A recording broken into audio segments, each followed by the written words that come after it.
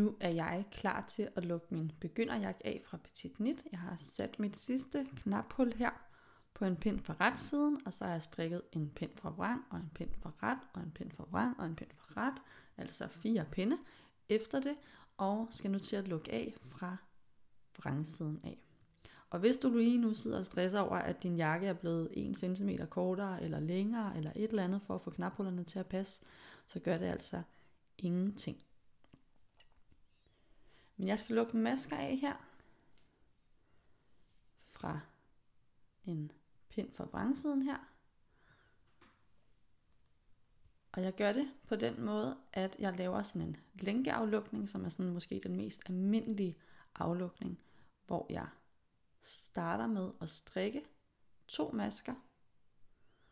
Og når jeg strikker de her masker, så passer jeg så på, at jeg ikke strikker for stramt. Og når jeg så har strikket 2 masker, så tager jeg den maske, jeg strikkede først, altså den bagerste her, og løfter ud over den forreste. Sådan der.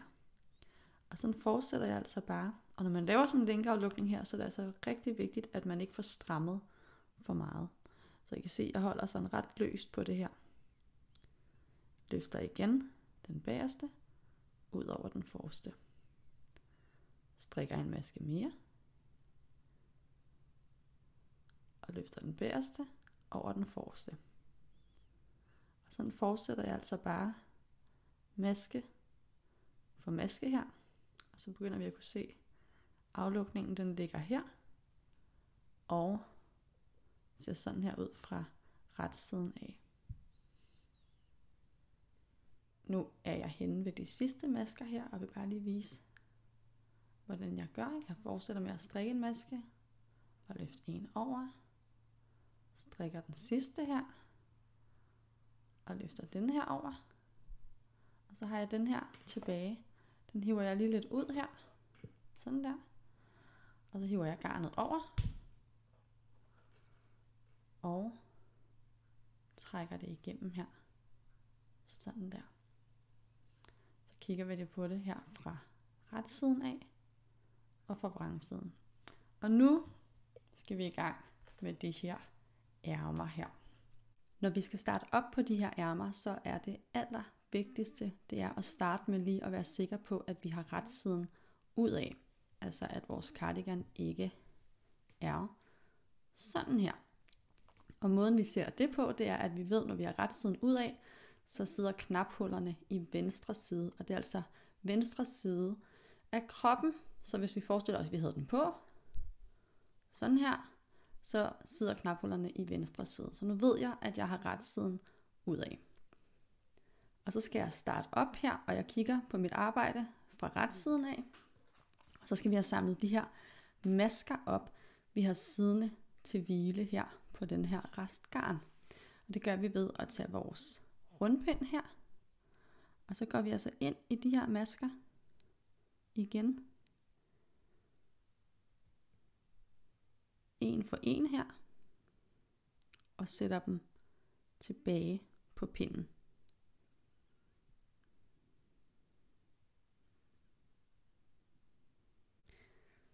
Og når vi så når sådan cirka halvvejs, så begynder det at blive sådan lidt stramt. Vi kan faktisk ikke rigtig komme rundt. Og det kan vi altså ikke, og heller ikke på de første pinde, vi strikker, men det fikser vi. Vi gør det, at vi hiver maskerne, vi har samlet op, ind på wiren, og vender rundt her til den næste omgang masker. Og så kigger vi lige, den her, den sidder på wire, så den næste, vi skal samle op, det er den her ved siden af. Og så sætter jeg pinden ind i den. Den kan godt være lidt stram, fordi wiren sidder og hiver herover. Og så samler jeg bare den sidste halvdel masker op her på pinden. Når du når hen til de sidste masker her, der skal samles op, så kan de altså også godt være lidt stramme. Så for at få fat i dem, så hiver jeg lidt op i den her tråd, som de sidder og hviler på. Og så tjekker jeg lige, der er stadigvæk 2 masker, der sidder over den tråd. Så der er altså 2 mere, jeg skal have fat i. Og specielt den sidste her kan godt drille ret meget.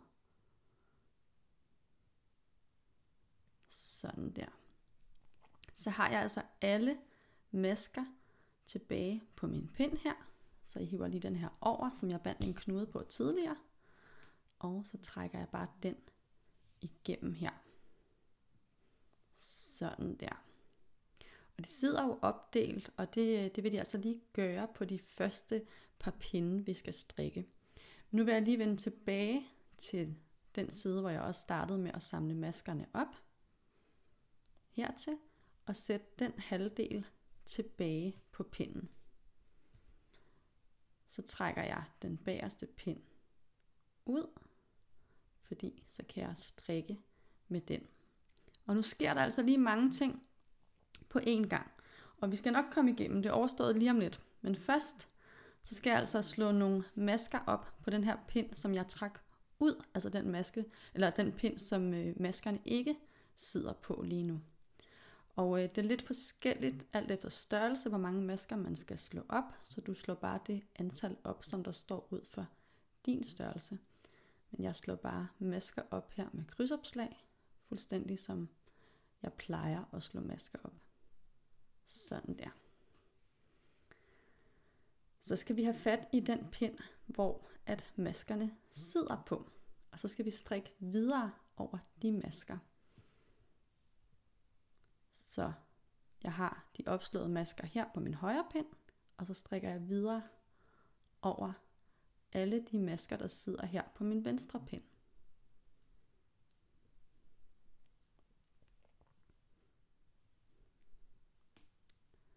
Så er alle masker strikket en gang. Dem, der sidder på wiren her, det var dem, vi startede med at strikke.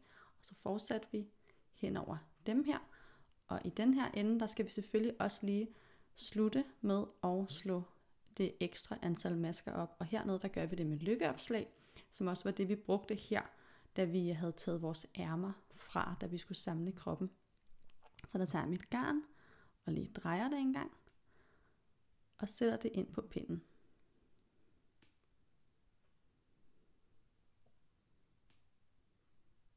Sådan der.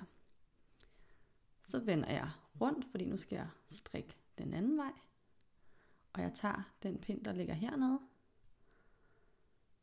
og strikker igennem de her lykkeopslag, der godt lige kan drille lidt. Sådan der.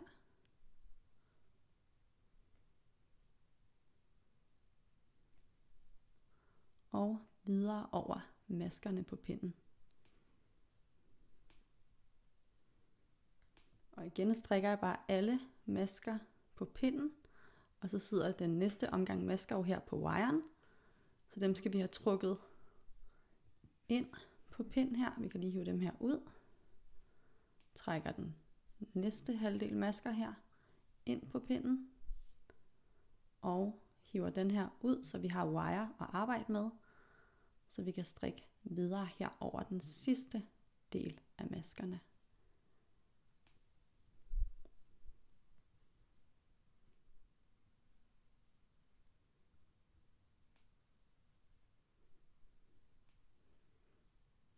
Og det var den sidste maske her fra vrangsiden.